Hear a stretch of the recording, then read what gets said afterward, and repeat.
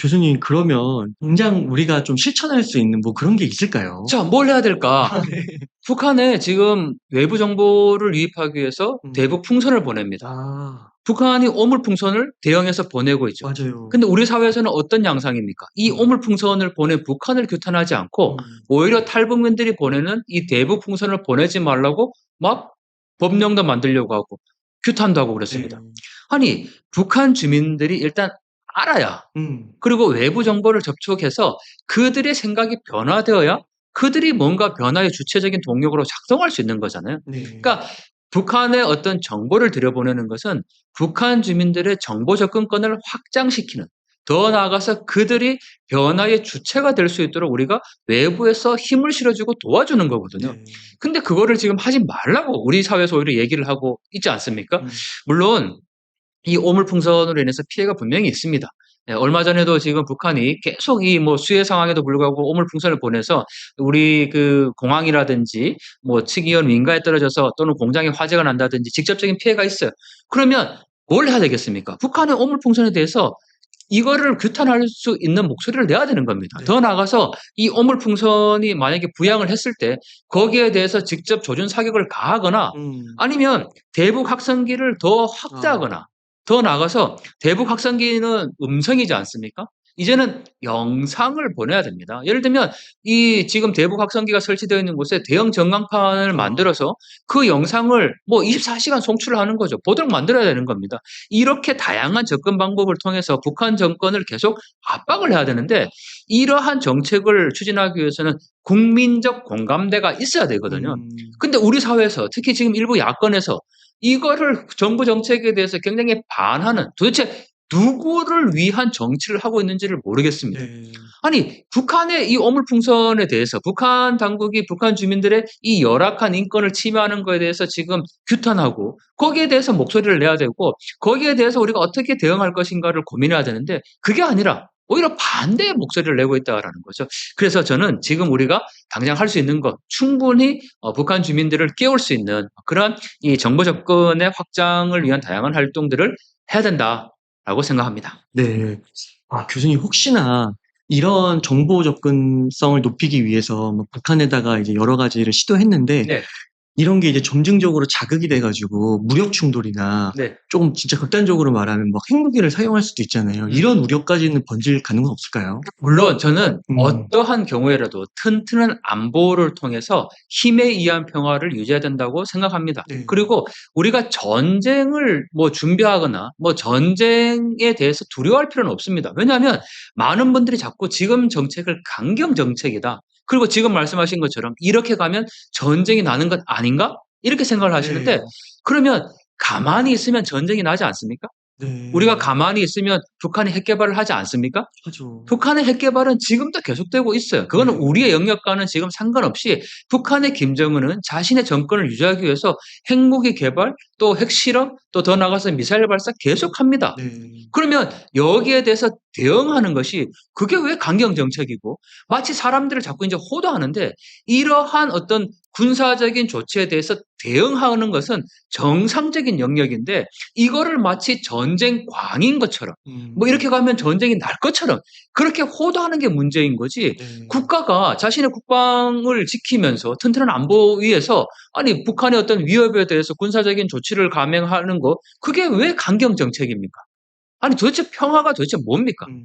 이 남북한 간의 뭐 힘에 의한 평화 이렇게 이제 표현을 하는데, 마치 힘에 의한 평화가 굉장히 강경책이고 뭐 전쟁 유발이 날 것 같고, 그리고 북한이 핵무기를 쓰면 어떡하냐, 그런 우려, 더 나아가서 뭐 통일이 되면 우리가 감당할 수 없다 이런 우려할 필요 없어요. 왜냐하면 대한민국의 저력이 있지 않습니까? 음. 그런 말하는 사람도 대한민국의 국민입니다. 아. 그리고 대한민국 국력을 이루는 한 사람이에요. 아니 우리가 그렇게 약합니까? 네, 네. 저는 너무 이 미래에 대한 불확실성을 그렇게 좀 약하게 가소평가하게 할 필요가 없다고 생각해요. 전쟁 충분히 우리가 할 수 있는 역량이 있는 거고요. 또 그것을 전쟁을 하기 위해서 준비하는 게 아니라 평화를 만들기 위해서 전쟁을 억제하기 위해서 지금 이러한 조치들을 취하고 있는 거잖아요. 네. 근데 전쟁 그 자체가 목적이 아니라는 거죠. 음. 잠재적인 위험 요인을 제거하기 위한 정당한 수단을 지금 군사적인 조치를 하고 있다. 이렇게 봐야 되는 거죠. 아 네. 그리고 진짜 실제 군대를 가 보면은 이렇게 작게도 이렇게 단계가 네. 있는데 우리가 이거 너무 이제 극단적으로 사고를 하는 것 같기도 하네요. 너무 이렇게 엄청 핵전쟁 두고 한쪽은 완전 무대처 뭐 이런 식으로 해서 그렇죠. 양극단을 선택하는 것 같은데 네네. 사실 이 가운데는 많은 전략과 전술이 또 있을 수 있는 그럼요. 거고요. 정확하게 지금 정리를 해 주셨는데 우리가 뭐 각 군대에서 말하는 작게 네. 5027 네. 그리고 다 이 단계가 분명히 있는 거고요.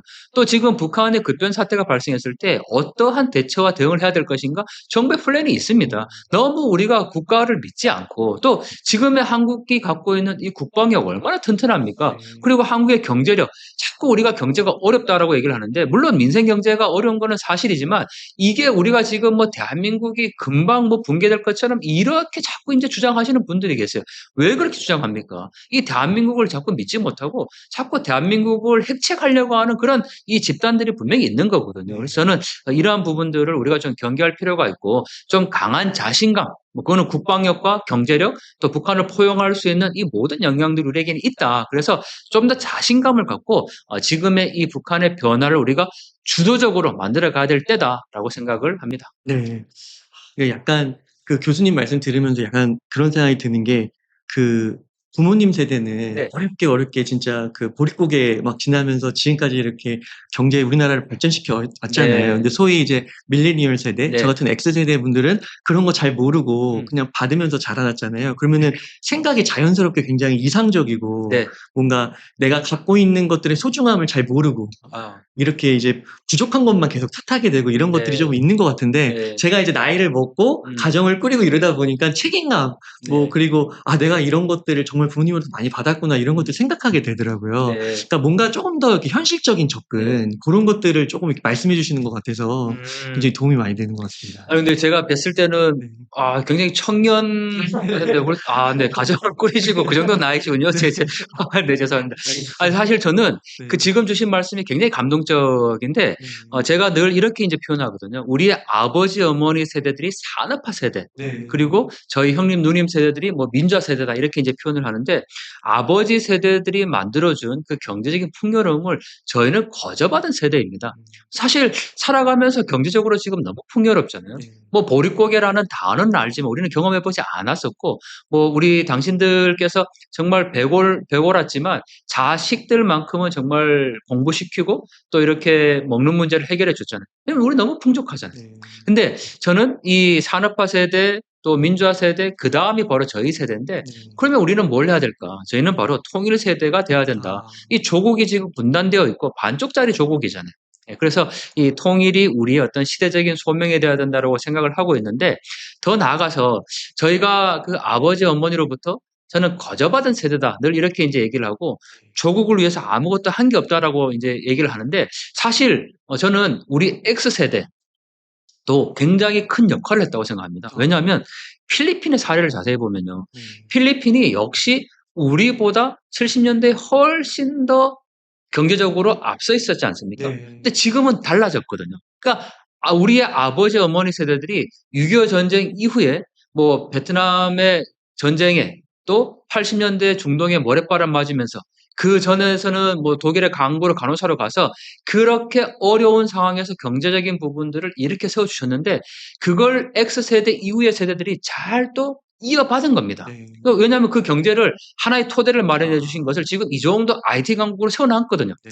X세대 분명히 역할을 했습니다. 네. IT 강국으로 성장할 때까지 이렇게까지 대한민국을 그 경제적인 부분들을 이어왔는데 그러다 보니까 우리 말씀하신 것처럼 좀 잊고 살아요. 그러니까 너무 지금 풍족하니까 우리가 이 예전의 그런 어려움들을 좀 잊고 사는 것이 아닌가. 그리고 또 더 나아가서 이게 이제 경제적으로 조금 풍요로워지다 보니까 이게 정신적으로 약간 그 북한 문제에 대해서 소홀히 하게 되는. 그래서 저는 이 통일은 뭐 이게 그냥 멀리 언젠가 이루어지는 그런 일이 아니고 지금 여기에서 우리가 만들어가는 과정이다. 그래서 뭐 김정은이 한국의 대통령과 손잡고 통일될 가능성이 있겠습니까? 저는 없다고 보거든요. 아, 그러세요? 네. 아니, 김정은이 자기의 정권을 내려놓고 남한의 대통령과 만나서 악수하고 이걸 평화로 가면서 자기 정권을 내려놓겠다. 저는 가능성 없다고 봅니다. 오히려 김정은의 이 정권을 압박할 수 있는 북한 주민들의 힘을 키워서 아, 남북한 주민들이 지금부터 통일을 만들어가는 거지, 뭐 정치인들이 우리에게 통일을 언젠가는 갖다 줄 것이다? 저는 그렇게 생각하지 않습니다. 그래서 우리의 역할들이 굉장히 중요하고, 지금 이 방송을 보고 계시는 여러분들이 어떻게 보면 정말 통일을 만들어가는 하나의 주춧돌이라고 저는 생각해요. 아, 북한 문제에 관심을 갖고 이렇게 꾸준히 뭔가를 하려고 하시는 거잖아요. 네. 예, 그게 경제적인 분야가 됐든 아니면 지금의 정세를 파악하기 위한 목적이 됐든 어쨌든 북한 문제를 관심을 갖고 이렇게 함께 나누는 것 이 자체가 저는 한 번 더 통일을 준비하는 굉장히 중요한 어떤 역할이다라는 생각을 하고 있죠. 그러면 그렇게 공감대가 점점 형성이 되면요. 네. 뭐 5년 내, 10년 내에도 정말 통일이 도처럼 이렇게 올 수 있다고 보세요. 5년, 10년 내에 통일이 오는 건 도둑처럼 오는 게 아니고 어. 당장 내일 와야 도둑처럼 오고. 네. 네. 저는 그 가능성 충분히 있다고 봅니다. 아, 왜냐하면 그래요? 5년, 10년이라는 시간은 네. 우리가 참 이게 재밌는데요.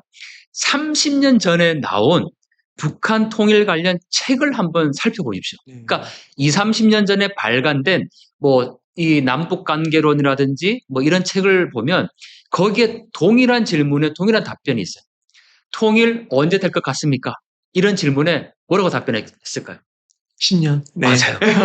10년 내에 통일이 될 것이다. 네. 이게 누가 보더라도 뭐 10년은 장기도 아니고 뭐 내일 당장도 아니고 굉장히 두루뭉실한 이 시간이잖아요. 그러니까 네. 2, 30년 전에 발간된 책에서도 늘 그 얘기를 해요. 10년 안에. 네, 그렇지만 저는 이 10년이라는 지금부터 10년이라는 것보다는 훨씬 더 빠른 시일 안에 북한의 변화는 분명히 있을 것이다. 네, 그 증거가 지금 너무나도 곳곳에 나타나고 있다. 그러니까 이 김정은 체제가 뭐 북한 체제겠죠. 북한 체제가 계속 유지되기 위해서는 위에서부터 내려가는 그 명령 체계가 끊임없이 잘 작동하면 돼요. 하나의 기계처럼 톱니바퀴처럼 굴러가면 되는데 이게 틈새가 발생하고 있다는 게 굉장히 중요한 거고, 이 틈새의 가장 큰 힘이 바로 북한 주민들의 깨어나는 의식이라는 거죠. 그리고 이 의식을 북한 당국이 정권이 통제하기 어려운 수준에 이르고 있다라는 겁니다. 네. 그래서 저는 이러한 부분들이 북한에 곧 변화를 가져올 수 있다. 그래서 우리가 더 동력을 북한 주민들에게 줘야 된다라는 주장이죠. 네. 아, 이게 통일 세대라는 딱 그 단어를 주시니까 가슴이 뜨거워지는데요. 네. 교수님, 근데 또 이게 현실적으로 좀 접근을 해야 되잖아요. 네. 근데 만약에 진짜 통일이 되면요. 네. 빠른 시일 됐어요. 그러면은 그 남한에 계신 뭐 주민분들, 뭐 밀레니얼 그런 신세대 분들이 얻는 혜택 같은 게 있을까요? 우리가 통일 네. 교육을 가보면 네. 이 통일 교육의 혜택, 그걸 통일 편익이라고 얘기를 하는데 사실 그거는 초등학생도 정답을 다 알고 있어요. 네. 네. 아니, 통일되면 뭐가 좋아요라고 얘기를 네. 하면 제일 먼저 뭔 얘기 아닙니까? 북한의 지하자원, 아, 그리고 인구 증가, 국력의 증가, 군사력의 증가, 이걸 제일 먼저 얘기를 하거든요. 뭐 심지어는 남성들은 군대 안 간다 얘기. 그 다음에 평양 가서 냉면 먹고, 백두산 수학여행 가고, 네. 더 나가서 부산을 출발한 기차가 뭐 서울 평양을 지나서 유럽까지 간다? 이 얘기를 다 해요. 초등학생도 알고 있어요. 네. 더 나아가서 조금 더 이제 학술적으로 가면 북한의 지하 자원이 뭐 단천의 마그네 사이트가 뭐 1조, 2천조 있고 뭐 이런 이야기 이제 하게 되는 거고, 또 남북한의 군사력을 합치면은 뭐 그게 얼마다 수치로 이제 제시를 하면서 대학 청년들을 또 설득하려고요. 저는 이 부분이 잘못됐다고 생각합니다. 그래요. 왜냐하면 우리가 자꾸 통일 편익을 얘기하면서, 즉 통일에 이제 관심이 없다고 얘기를 하니까, 아니 그러면은 통일에 관심 없는 세대들을 깨우려면 뭘 해야 될까라고 고민하다 보니까 자꾸 수치를 이제 제시를 하는 거예요. 맞아요. 네, 숫자의 개념으로. 그래서 뭐 지하자원이 얼마 있고 뭐 유럽까지 우리가 지금은 비행기 타고 가지만은 기차 타고 뭐 바로 갈 수 있고 이런 얘기를 하는 거거든요. 그런 통일 편익은 초등학생도 다 안다. 그런데 왜 초등학생이나 지금의 이 청년들이 통일에 대해서 반대합니까? 그렇게 설득하려고 하기 때문에 통일에 더 관심이 없는 거예요. 네. 지금 대학생들의 고민이 뭡니까? 당장 어떻게 하면 등록금 낼까? 맞아요. 어떻게 하면 좋은 아르바이트 자리를 구할까? 취업할까? 네, 취업할까? 그리고 어떻게 하면 영어 점수 올려야 되나? 뭐 이런 고민인 거예요. 실질적인 고민인 거죠. 근데 그런 대학생들에게 야, 통일되면 취업 해결돼. 뭐 심지어는 8포 세대라고 얘기를 하잖아요. 뭐 결혼도 못하고 뭐 다 포기하는 세대이기 때문에 뭐 통일되면 북한 사람 만나서 결혼하면 되고 북한의 그 광활한 땅을 개발해서 뭐 자영업하면 되고 이렇게 얘기를 하거든요. 근데 그런 주장들이 과연 지금의 청년들에게 가슴을 뛰게 할 수 있을까요? 어려울 것 같습니다. 아니라고 생각하거든요. 네. 그러니까 이 청년들을 자꾸 설득하려고 하는 순간 이미 멀어지는 거예요. 그래서 저는 조금 더 현실적인 방법들을 감안을 고려를 할 때 인간은 이성과 감성의 동물입니다. 네. 우리는 자꾸 이성적인 부분들을 강조를 하는데 감성을 자꾸 외면을 해요. 예를 들면 지금 대표님이 네. 저랑 함께 있지 않습니까? 제가 아픕니다. 어떻게 하시겠습니까? 병원 119 부르고. 그렇죠. 네. 조치를 취하거든요. 네. 119를 부르거나 뭐 아프지 말라고 기도를 하거나 약을 사거나 그렇게 하겠죠. 네. 그런 마음들은 바로 감성적인 부분들이라는 거죠. 내 옆에 누군가가 아픕니다. 그러면 그 아픔에 공감할 수 있는 능력들을 다 가지고 있거든요. 네. 그러면 남북한은 지금 아픈 거잖아요. 상처가 있는 거예요. 남북한이 같은 조국이 지금 이렇게 분단되어서 이 상처가 있고 이게 너무나도 지금 아파하고 있는 그런 건데 통일 교육도 바로 그러한 부분들. 지금처럼 "너 친구가 아프면 어떡해?"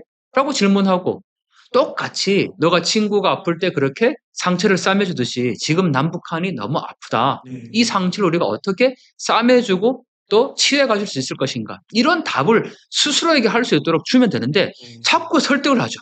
통일되면 북한의 단체내 마그넷 사이트 뭐 얼마 있고 뭐 북한의 지하 자원이 뭐 이런 얘기부터 하니까 그게 이미 통일의 마음들이 멀어지는 거다. 네. 그래서 저는 이 자꾸 뭐 통일의 이성, 감성 어느 한쪽이 아니라 이 모든 부분들에 대해서 우리가 좀 강조를 할 필요가 있다 생각합니다.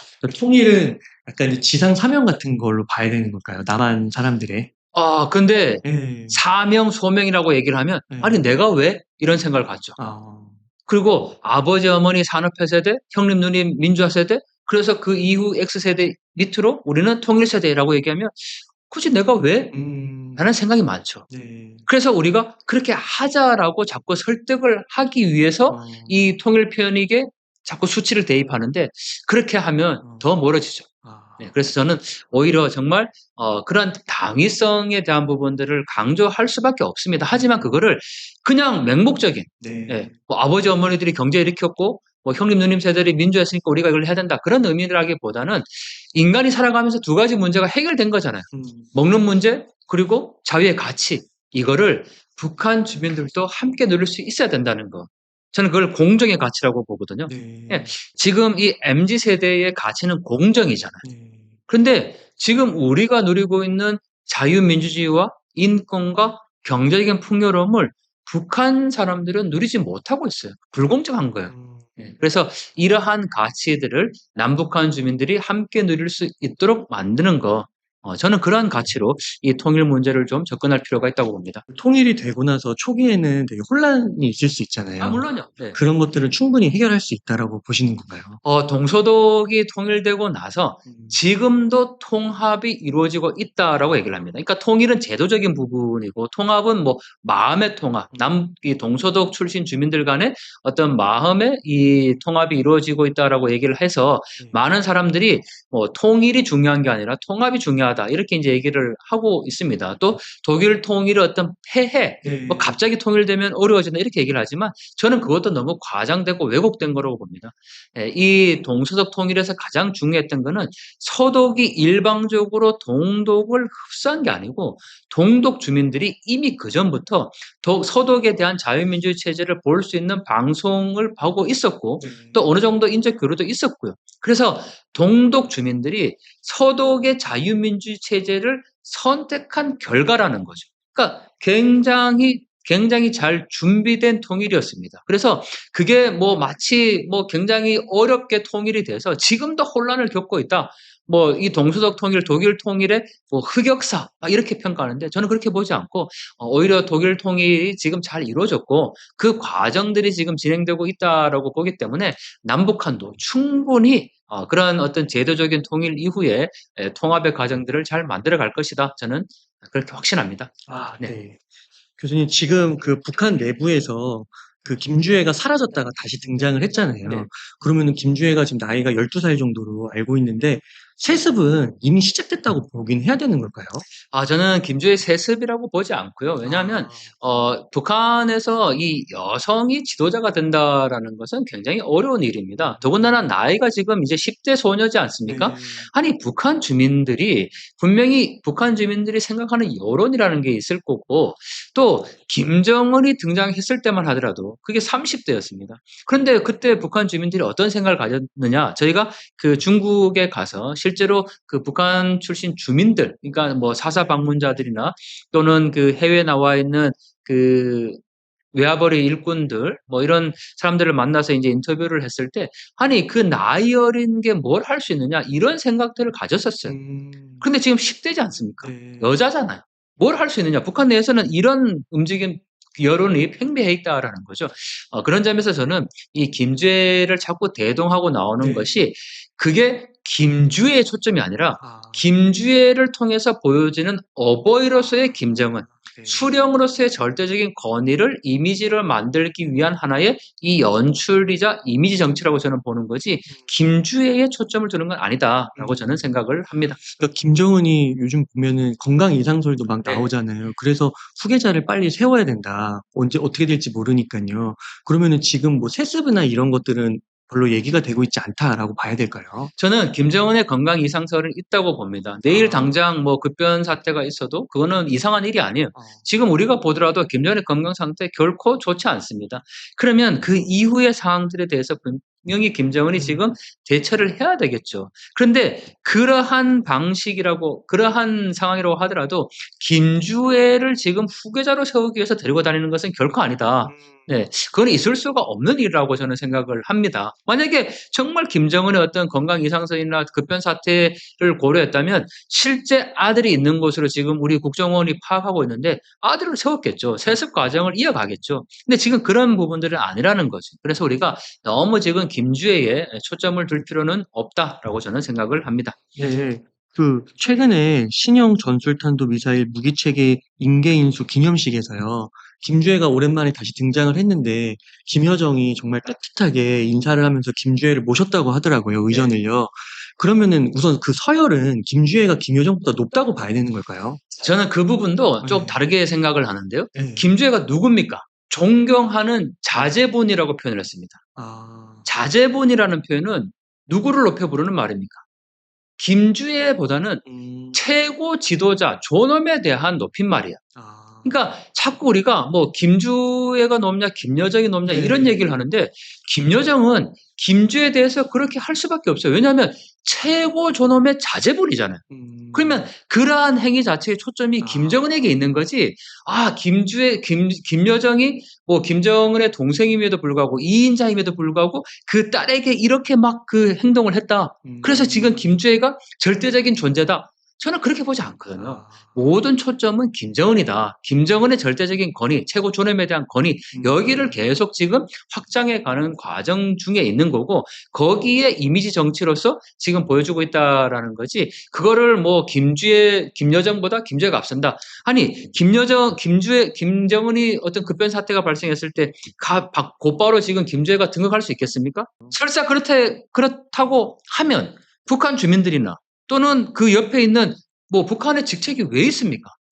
아니 북한도 분명히 당정군의 직책이 있고 그런데 갑자기 지금 아무 직책도 없는 김주애가 그 급변 사태가 났을 때 등극한다? 그걸 지금 대비하고 있다? 저는 그렇게 보지는 않죠. 이 대남 오물풍선 같은 거를 계획한 거는 김여정이죠. 이제 주체는 북한 군부입니다. 네. 그리고 이 김여정이 지금 4번에 걸쳐서 담화를 발표했기 때문에 이 주체가 김여정이라고 보는 거죠. 네. 왜냐하면 김여정이 이 담화문에서 이 너절한 쓰레기 짓이 얼마나 피곤한 일인지를 너희도 한번 당해봐라. 이렇게 자기가 주체인 것처럼 담화를 발표를 했습니다. 네. 그래서 이 김여정이 남북 관계를 지금 주도하고 있기 때문에 뭐 당연히 이제 김여정과 군부에서 이거를 보냈다고 지금 저희가 분석을 하고 있죠. 그러면 김여정 같은 경우는 그래도 좀 뭐 군부의 지지나 만약에 급변 사태가 터졌을 때 정말로 가능성이 김주애보다는 김여정이 좀 높다고 이렇게도 볼 수 있을까요? 자, 김여정은 지금 공식적으로 직함을 갖고 있습니다. 이 대남 관계를 담당하고 있거든요. 그러면 북한 내에서 지금 이 오물풍선을 보내고 있고 북한의 오물풍선을 보내는 이유가 뭡니까? 명분을 제시하고 있는 게 남한에서 탈북민들이 풍선을 보내기 때문에 거기에 대응해서 우리가 지금 오물풍선을 보낸다. 이건 대남 관계거든요. 그 네. 대남 관계를 책임지고 있기 때문에 김여정이 지금 이 일을 하고 있다라는 거죠. 음. 김여정이 예를 들면 김정은처럼 어디에 뭐 북한에서 뭐 공장이라든지 이런 거 현지지도 갔다는 얘기 들어본 적 있습니까? 아니요. 갈 수가 없죠. 왜냐하면 네. 직책이 아니니까요. 네, 아. 그러니까 대남 분야를 담당하고 있기 때문에 지금 김여정이 나오는 거지. 이거를 뭐 김정은이 지금 대체하는 2인자다 이렇게 보는 것은 북한의 어떤 이 제도 자체, 직책을 우리가 잘못 이해하고 있기 때문에 나타나는 결과인 거죠. 그러니까 어떤 사태가 터져도 지금 뭐 김여정이냐 김주희냐 이렇게 막 딱 구체적으로 찝어서 생각할 게 아니라 그 체계도 내에서 이렇게 그런 어떻게 보면은 뭐 프로토콜 같은 게 있는 거라고 봐야 되고. 자, 그래서 저는 네. 이 북한의 상황 변화가 곧 온다. 네. 결코 얼마 남지 않았다. 저는 김정은이 만약에 급사한다. 음. 그러면 체계적인 정권의 이양을 할 수 없다고 생각을 합니다. 아. 왜냐하면 김정은이라는 존재는요. 네. 북한에서 얘기하는 수령이라는 절대적인 존재입니다. 네. 그것은 김일성, 김정일, 김정은으로 이어지는 3대 세습으로 이어져 온 거지 네. 어떤 특정한 지도자가 이거를 3대에 걸쳐서 지금 온 게 아니라는 말이죠. 네. 그러면 4대 세습이라는 거는 결국은 김일성, 김정일, 김정은 이후에 또 다른 아들이거나 뭐 그렇게 이제 당연히 세습을 북한 주민들의 어떤 반감을 제시하지 못하는 걸로 가야 되는데 네. 지금 김주애가 이게 백두혈통이라는 점은 있지만 이게 여성이잖아요. 네. 그리고 아직까지 기반이 없어요. 그러면 김정은 이후에 지금 김정희가 바로 등극을 했다? 이거는 그야말로 북한 내에서 굉장히 큰 혼란을 야기할 수밖에 네. 없습니다. 이게 정상적으로 이게 세습이 될 수가 없어요. 지금부터 준비한다고 하더라도 잘 안 될 겁니다. 그래서 저는 북한 체제 변화가 결코 얼마 남지 않았다. 왜냐하면 아. 4대 세습으로 김주애를 지명하는 순간 음. 그리고 이 김정은이 급사하는 순간 저는 음. 그동안에 가지고 있던 북한 주민들의 어떤 그 힘의 이 아. 분출이 분명히 나타날 것이다. 예. 네. 그리고 사실 뭐 북한의 김정은의 주변에 이 권력을 갖고 있는 사람들 있지 않습니까? 네. 당정군 간부들. 근데 이 당정군 간부들이 어떤 마음이겠습니까? 정말 우리가 지난번에 한번 다뤘듯이 조금만 잘못해도 처형이 될 수 있는 음. 목숨이 부지불식간에 경각에 달려있는 그런 사람들입니다. 네. 그런데 그런 사람들이 갑자기 김주애를 등극시킨다고 해서 그냥 뭐 또 김주애를 따라간다? 저는 그렇게 보지 않고 네. 분명히 어떤 군사 쿠데타나 아니면은 뭐 군부의 저항이라든지 음. 또는 뭐 당정의 어떤 저항이라든지 더 나아가서 북한 주민들의 저항이 반드시 있을 수밖에 없다. 그래서 저희가 자꾸 지금을 준비해야 될 때가 왜 중요하냐면요. 네. 북한에 이러한 사태가 나게 되면 가장 중요한 주체, 동력은 북한 주민들입니다. 네. 북한 주민들이 정말 자신들이 이 외부 정보를 그동안 꾸준히 접하고 외부에 대한 사항들을 알고 남한의 자유민주주의와 인권에 대한 개념을 안다면 음. 북한 체제를 수습할 수 있는 하나의 중요한 동력으로 작동할 수가 있다라는 겁니다. 네. 그런데 지금 그걸 우리가 어떤 힘을 키우지 못하고 이러한 북한의 어떤 사태가 발생하게 되면 그거는 굉장히 혼란스러울 거고 가장 우리가 우려하는 게 뭡니까? 북한 내에서 어떤 군사적인 충돌이나 이런 게 발생했을 때 중국의 개입을 가장 우려하잖아요. 네. 예. 그러한 부분들을 우리가 막기 위해서라도 지금부터 저는 이걸 대비해야 되고 북한 주민들의 역량과 힘을 계속 키워나가야 된다라는 게 현실적인 저는 대안일 것 같습니다. 김일성, 김정일 이렇게 세습이 될 때는 그때도 이제 이렇게 세습이 될 때 문제가 터질 것이다. 체제가 붕괴할 것이다. 이야기를 해서 그때 안 그랬으니까 이번에도 김정은에서 다음 세대로 넘어갈 때 그런 일이 없을 것이다. 이렇게 얘기하시는 분들이 있는데 그거는 사실 이제 그때의 맥락하고 지금의 맥락은 이제 다른 거. 아까 말씀해 주셨듯이 체제 전쟁이 끝난 거고 네. 주민들이 이제 많이 또 남한의 정보들을 접함으로써 깨어 있는 거고. 그래서 그런 차이 때문에 이번에는 세습이 완만하진 않을 것이다. 정확히 정리를 해주셨는데 네. 김일성으로부터 김정일로 이어지는 과정에는 후계자 수업이라는 과정들이 있었습니다. 아. 어느 순간 김정일이 정권을 물려받은 게 아니에요. 네. 네, 이미 공식적인 직함을 갖고 김정일과 김일성이 공식적으로 활동을 같이 했었죠. 맞아요. 네, 네. 그리고 김정일로부터 김정은으로 이어지는 과정에서도 조금 짧은 기간이긴 하지만 후계자 수업 과정이 있었습니다. 아. 그러니까 김정일과 김정은이 같이 찍은 사진이나 현지들을 간 모습들의 여러 장면들이 보이잖아요. 그래서 그때 김정은으로 지명을 해도 그렇게 이상한 일은 아니었던 거예요. 네. 예. 하지만 지금 김정은이 김주애를 데리고 다니고 현지들 갔다고 해서 김주애에게 이걸 권력을 이양한다. 가능하겠습니까? 불가능할 것 예. 같습니다. 그래서 저는 과거에도 권력 이양기의 세습 과정에서 뭐 북한이 붕괴된다고 주장했는데 지금도 또 그런 주장을 한다? 저는 전혀 다른 맥락이라고 다른 봅니다. 맥락이다. 네. 그렇군요. 그 평양 내부도 지금 되게 흔들리고 경제적인 상황이 나쁘다고 하더라고요. 정말인가요, 그것도? 무엇보다 이 북한의 경제가 어렵다. 네. 뭐 이런 거를 우리가 확인할 수 있는 방법이 사실 없지 않습니까? 제가 북중 국경에 가서 네. 뭐 영상이나 이제 사진을 망원 연주를 촬영해서 북한 주민들이 살아가고 있는 모습들을 이제 세상에 공개를 했습니다. 네. 그런데 그 모습을 보고도 많은 분들이 그 모습을 보고도 어떤 분들은 야, 북중 국경에서 지방을 촬영한 거니까 그걸 어떻게 북한의 전체 모습이냐 이렇게 믿지 않으려고 해요. 네. 아니 영하 30도가 되는 곳에서 여전히 강변에서 빨래를 하고 있고 아직도 우물을 사용하고 있고 또 거기에서 보여지는 그 북한 주민들의 처참한 모습들이 이게 식량 공급이 제대로 안 되고 있다는 것을 여실히 보여주고 있는 그런 영상과 사진을 보여드려도 네. 안 믿으려고 해요. 그런데 김정은이 북한이 얼마나 경제적으로 어렵다라는 것을 명확히 알려줬습니다. 네. 이번 수해를 통해서. 김정은이 네. 수해 현장을 갔지 않습니까? 네. 그 수해 현장에서 보여지는 그 열악함, 무엇보다 천막을 쳐놨잖아요. 맞아요. 그리고 그 천막 안에 수십 명이 들어가서 생활을 합니다. 애들 다 말랐어요. 그렇죠. 그리고 네. 거기 보여지는 북한 주민들의 모습 어떻습니까? 너무 안타깝죠. 아니 정말 사람의 몰골이라고 할 수 없을 만큼 너무나도 깡마른 그런 몸을 우리가 봤지 않습니까? 네. 그 지방 사람이죠.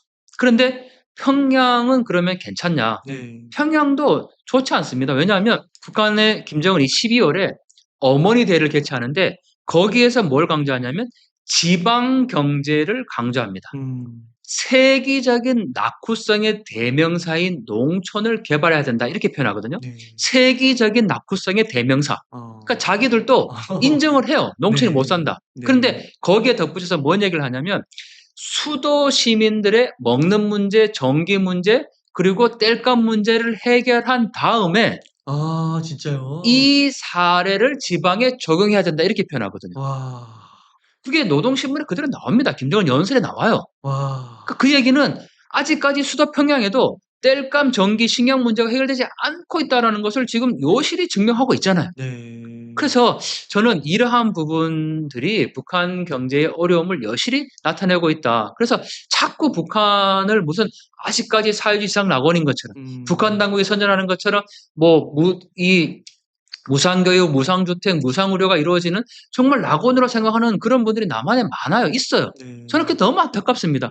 어떤 증거를 저희들이 다 보여드려도 자꾸 안 믿으려 하는데 아니 본인들이 그렇게 주장하는 그 친북적이라고 주장하는 그 북한 당국의 김정은이 공식적으로 얘기한 거니까 제발 좀 믿어주세요 이제. 네. 네. 그동안 북한하고 중국하고 뭐 또 러시아까지 이렇게 해서 이런 국가들이 같이 좀 경제 활동도 하고 막 그랬잖아요. 네. 근데 중국에서 이렇게 많이 좀 지원을 받고 경제 발전을 할 수 있고 이런 여지는 없었을까요, 그동안? 북한과 중국은 혈맹 관계입니다. 네. 뭐 수십 년 동안 이어져온 혈맹 관계이기 때문에 우리가 한미 동맹을 얘기하듯이 네. 북중 동맹을 늘 이제 얘기를 하죠. 그런데 이게 약간 지금 삐그덕거리고 있어요. 왜냐하면 북한이 중국의 말을 잘 안 들어요. 중국의 입장에서는 중국이야말로 한반도 통일을 원치 않을 거고 이 한반도의 어떤 남북한의 이 긴장 상태가 어느 정도 그냥 계속 유지가 돼야 되는 거예요. 왜냐하면 중국과 미국의 패권 경쟁이라는 이 국제 정세 속에서 미국의 영향력이 중국의 바로 앞까지 들어올 수 있는 것을 결코 중국은 원하지 않겠죠. 아니 한반도가 통일되면 누구의 주도로 통일되겠습니까? 당연히 한국의 주도로 통일된다는 것을 중국은 알고 있는 거예요. 지금 뭐 6.25 전쟁 당시에 중공군이 개입을 해서 북한이 적화 통일을 하려고 했던 그런 이 생각들을 중국이 하겠습니까? 그렇게 하지 않거든요. 네.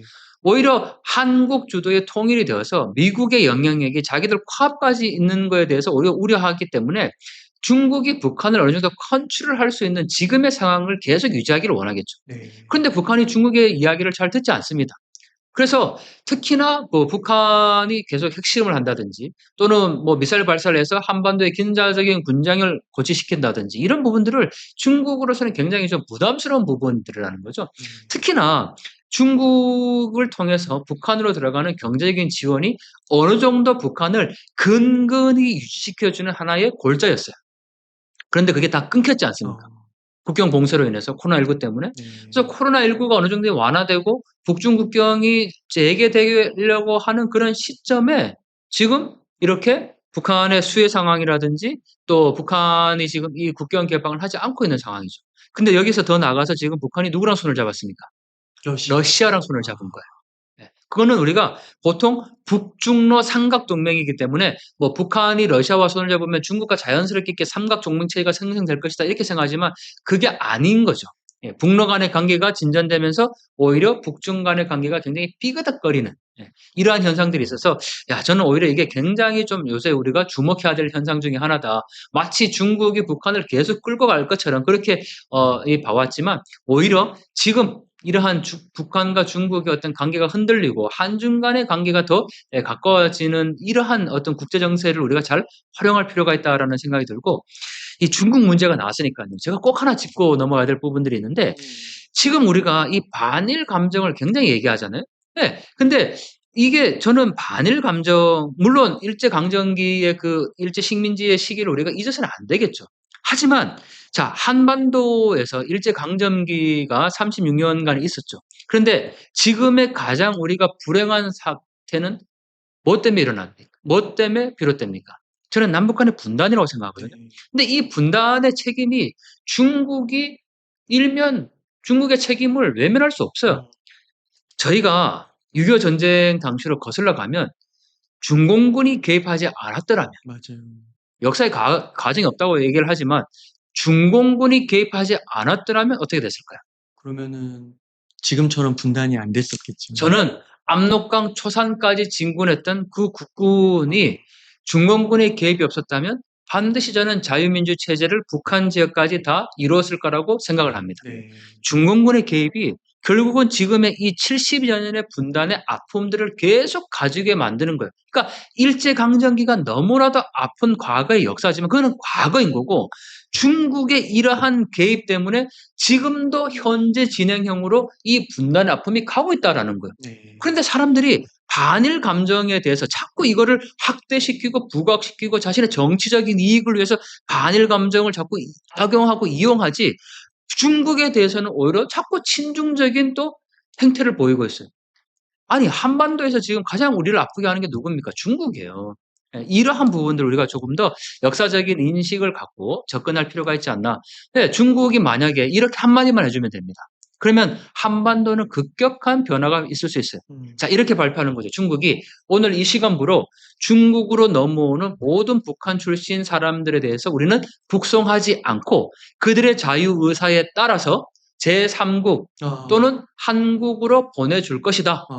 이렇게만 발표해도 저는 북한 내에 심각한 어떤 변화가 반드시 이루어질 것이다. 라고 생각을 하는데 중국이 지금 그걸 하지 않잖아요. 북송을 지금 계속하고 있죠. 근데 최근에 이런 움직임들이 이제 한중 간의 관계에서 굉장히 우리가 외교적인 모멘텀을 좀 확대할 수 있는 여지가 생긴 거예요. 지금 이러한 이 국제 정세, 한반도 동북아 정세를 좀 잘 활용할 필요가 있다라는 거죠. 네.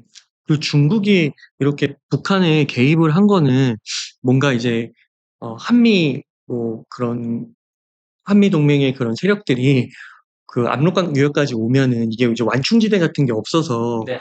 이제 중국이 아무래도 이렇게 북한을 개입하고 이렇게 봐야 되는 걸까요?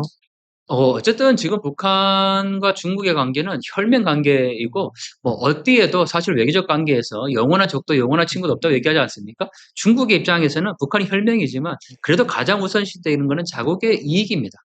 예, 자국 이익 우선 원칙은 어느 국가도 외면할 수 없어요. 만약에 북한이 지금 보이고 있는 행태가 중국의 어떤 이 국가적인 이익에 반하는 것이라면 저는 북중 간의 관계도 틀어질 수밖에 없을 거다라고 분명히 확신을 합니다. 그게 국제 관계잖아요. 세계 정세가 그럴 수밖에 없다라는 거니까 그런 점에서 보면 저희가 어떻게 해야 지금 이 북중 관계에 이 조금 균열되는 이러한 현상들을 외교적인 부분들로 잘 해결해 나갈 것인가 또는 우리가 활용할 것인가 이런 어떤 실질적인 고민들을 좀 할 필요가 있다라는 거죠.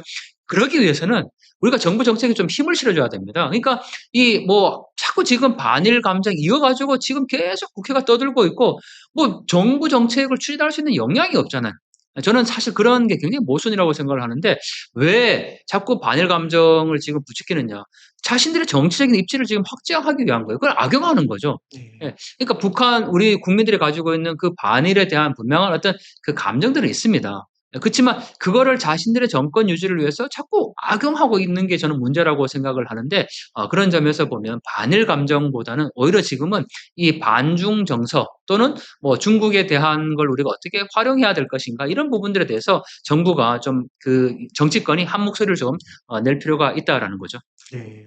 그러니까 제가 그 예전에 그 리콴유인가요? 리콴유 그 분의 싱가포르 총독 그 총리 총리. 그분 네. 말씀 들어보니까 그 중국 지도자들이 북한 지도자들을 이렇게 상하이나 뭐 선진이나 이런 데 데리고 가서 경제 시찰. 네, 네네네. 보면서 정치를, 그러니까 권력은 너네가 가지고 있으면서도 이만큼 잘 살 수 있다 이런 방법들을 알려줬다고 그러더라고요. 네네네. 그래서 그걸 가서 적용해라 이렇게까지 몇 번 얘기했다고 하는데 네네네. 이제 그런 것들은 이제 시도를 안 한 것 같아요. 자유 경제적인 측면에서요. 그렇죠. 개혁 개방을 하면 음, 북한 체제가 어떻게 될 것이라는 거를 북한 정권은 명확히 알 수가 네, 있을 거고 또 지금 뭐 중국 체제와 북한 체제 조금 다른 점이 있죠. 어쨌든 북한은 지금 정치범 수용소를 계속 갖고 있고 여기에 대해서 어떠한 정치적인 뭐 저항도 지금 할 수 없는 그런 공포 정치를 하고 있는 상황이니까 여기에 개혁 개방을 해서 북한 주민들의 경제를 키운다? 굳이 그렇게 하고 싶지 않은 거예요. 왜냐하면 경제적인 문제가 해결되면 결국은 정치적인 문제로 관심을 둘 수밖에 없는 게 이게 보통의 이제 지금 역사적인 흐름이지 않습니까? 음, 결국은 그러면은 북한 정권으로서는 뭐 북한 주민들이 지금 굶든 뭐 그거 별로 상관없어요. 그렇게 생각하지 않는 거예요. 어느 정도 그냥 근근히 유지해 가면서 자신의 정권을 이루는 게 가장 뭐 중요한 목적인 거지 개혁 개방해서 뭐 인민들을 잘 살게 한다? 그게 북한 정권의 이 목적이 아니라는 거죠. 네. 네. 교수님 그 몇 가지만 끝으로 질문 좀 드릴게. 그 최근 북한에서 김일성 비석에 먹물을 뿌린 사건이 발생을 네. 했습니다. 그래서 이걸 주도한 세력이 뭐 평양 비밀 자유민주정부 또는 세조선이라는 혁명단체라는 보도가 나왔는데 이런 건 진짜 실존하는 건가요? 그러니까 이걸 두고 인제 여러 분야에서 뭐 네. 진위 여부에 대한 논쟁이 있습니다. 사실 어떤 것도 저희가 인제 확인하기 어렵다라는 게 굉장히 뭐 저희의 그 북한을 연구하는 입장에서 어려움 중에 하나인데 그럼에도 저는 그것을 '거짓이다. 조작이다.' 이렇게 보지 않는 이유가 이 조작이라고 보는 분 중에 한 분은 이런 주장을 하더라고요. 이게 인제 김일성 비석이 뭐 굉장히 인제 그 작고 또 이렇게 외곽에는 없다. 뭐 그런 이제 주장을 하는데 제가 북중 국경에서 촬영한 영상이나 사진들을 보면 이 김일성 혁명 사적지는 어디에나 다 있습니다. 그러니까 음. 예를 들면 김일성, 김실가의 뭐 그 할아버지나 뭐 이런 사람들이 항일 무장 투쟁을 하면서 압록강을 건넜다. 그러면 그 자리에 비석을 세웁니다. 그게 네. 김일성 혁명 이 전적지 이 답사를 가는 이유 중에 하나고 그런 비석이 뭐 어디에도 있기 때문에 뭐 북한의 평양에만 있는 게 아니거든요. 그리고 그게 꼭 큰 규모가 아닐 수도 있습니다. 작은 비석일 수 있거든요. 그런데 그 영상에 먹물을 뿌리는 장면을 보면 제가 촬영했던 그 지방에 있었던 그 비석과 굉장히 흡사한 그쵸. 모양입니다. 예, 그래서 이 모양만 보고 뭐 그게 아니다 이렇게 단정하기는 어려울 것 같고 저는 어느 정도 가능성은 있다. 그리고 그 맥락을 봐야 되는데 지금 여기에서 세조에서 주장하는 게 뭡니까? 결국은 김정은 정권, 김씨 정권의 타도지 않습니까? 네. 저는 이러한 움직임들이 북한 내부에서 일어나고 있는 것이 결코 이상한 게 아니다. 예. 그리고 북한 우리가 자꾸 이제 예전 생각에 가둬져서 야 북한에서는 뭐 말 한마디 하면 다 잡혀가고 뭐 이 반저항 세력이 존재할 수 없고 이렇게 생각을 하지 않습니까? 물론 지금 뭐 이렇게 공식적으로 저항하면 잡혀가기 가죠. 그게 없어진 건 아닙니다. 하지만 이렇게 비밀리에 활동하고 있다는 그런 여지도 충분히 있을 수 있다라는 것을 우리가 인정하고 봐야지 뭐 예전에 생각이 사로잡혀 가지고 자꾸 뭐 북한의 어떤 변화가 전혀 이루어지지 않을 것이다라고 보는 것도 저는 하나의 오류라고 생각을 합니다. 그리고 이러한 새조선 뭐 자유정당이 생겨나고 있다. 그리고 이러한 그 움직임 자체가 진위업을 떠나서 저는 북한 정권에 굉장히 큰 압박을 주고 있다라고 보는 게 지금 이 방송이나 또 뭐 해외 나와 있는 북한 외교관들이나 또는 뭐 해외 파견 노동자들, 또 외화벌 일꾼들 다 해외 나오면은 방송을 접할 수 있지 않습니까? 이러한 소식들이 북한 내에 알려집니다. 더 나아가서 북한 내부에서도 남한의 소식을 듣고 있어요. 그러면 이러한 정당들이 생겨나고 있고 어떤 먹물을 뿌리는 그런 행위들이 그게 있었다라고 알려지게 되면 어떤 북한 주민들의 새로운 어떤 행동에 그 동기를 유발할 수 있게 되는 거니까 저는 결코 나쁘다고 생각하지 않고 이러한 것들이 많이 많이 좀 생겨났으면 좋겠다라는 바람이죠. 북한 소위 엘리트층, 고위층에서 탈북 움직임이 과거보다 활발해졌다. 뭐 네. 이런 것도 포착이 되나요?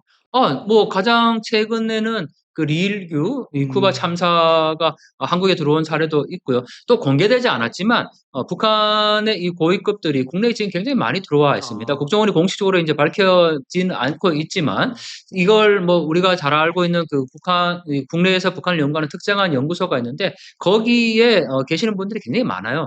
그래서 이러한 어떤 고위급의 탈북이 이어지고 있다라는 거는 체제 자체가 흔들리고 있다는 하나의 증거로 봐야 되는 거거든요. 그리고 더 나아가서 리일규 참사가 그렇게 인터뷰했지 않습니까? 여기에는 어떤 체제 가능성, 희망이 없다. 그리고 내 아이를 정말 이런 곳에서 키워서는 안 된다라는 그런 생각들을 가졌다라는 거죠. 그 이야기는 이 체제가 더 이상 이렇게 굴러가지 않겠다라는 것을 내부에서 확인한 결과라는 겁니다.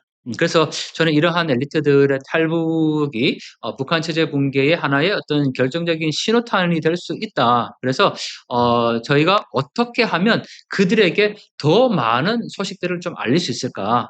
그래서 이 어떤 북한 내부의 주민들의 힘을 키우는 것, 그리고 해외에 나와 있는 또는 북한 내부에 있는 엘리트들의 이 탈북이 더욱더 확산되도록 우리가 좀 이 방법들을 찾아야 되겠다라는 생각을 합니다. 네, 교수님 오늘 정말 북한에 관련해서 조금 더 현실적이고 네. 굉장히 밀착적인 그런 정보들을 전달해 주셔서 너무 감사의 말씀 드립니다. 끝으로 저희 웅달체권 시청자분들을 위한 한 말씀 좀 부탁드리겠습니다. 네, 북한 문제에 대해서 이렇게 관심을 갖는 것이 저는 한반도 통일을 위한 굉장히 큰 힘이다라는 생각을 합니다. 굉장히 막연하죠. 북한 체제가 어떻게 될 것인가, 뭐 30년 전에도 망한다 그랬는데 지금도 또 그 얘기냐 이렇게도 생각하실 수 있지만 정말 저는 때가 가까웠다. 그리고 우리가 준비해야 될 때다라는 말씀을 꼭 드리고 싶고 여러분들의 이 작은 관심들이 한반도 통일과 더 나아가서 북한 주민들을 살릴 수 있는 굉장히 큰 힘이 된다라는 것을 꼭 말씀드리고 싶습니다. 여러분들이 북한 변화의 힘입니다. 감사합니다. 이렇게 해서 강동원 교수님을 모시고 이야기를 나눠봤습니다. 긴 시간 동안 유익한 인사이트 많이 나눠주셔서 감사의 말씀드립니다. 오늘 고생 많으셨습니다. 고맙습니다.